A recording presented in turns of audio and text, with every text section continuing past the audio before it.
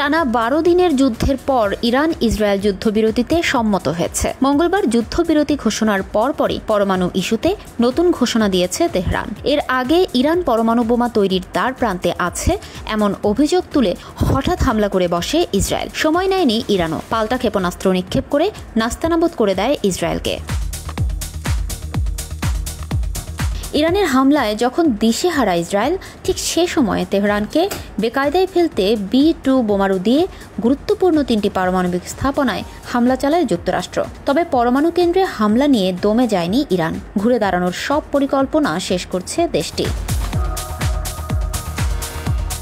এরই মধ্যে পরমাণু কর্মসূচি নিয়ে নতুন ঘোষণা দিয়েছে খামেনির দেশ।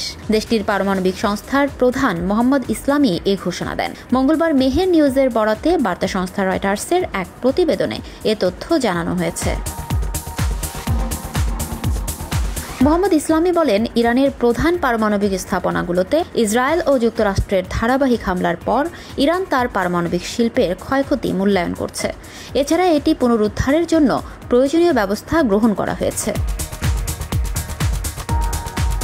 তিনি বলেন, উৎপাদন ও সেবার প্রক্রিয়ায় কোনো বাধা না হয় তা নিশ্চিত করার জন্য পরিকল্পনা করা হয়েছে। হামলায় ক্ষতিগ্রস্ত স্থাপনাগুলোর দ্রুত পুনরুদ্ধারে জরুরি ব্যবস্থা গ্রহণ করা হয়েছে এবং জাতীয় স্বার্থ সুরক্ষায় সব ধরনের পদক্ষেপ নেওয়া হবে বলেও উল্লেখ করেন ইসলামী। এর আগে 22 জুন ইরানের পরমাণু স্থাপনায় হামলা চালায় যুক্তরাষ্ট্র। এগুলো হলো ফোর্দো, নাতানজ এবং ইস্পাহান।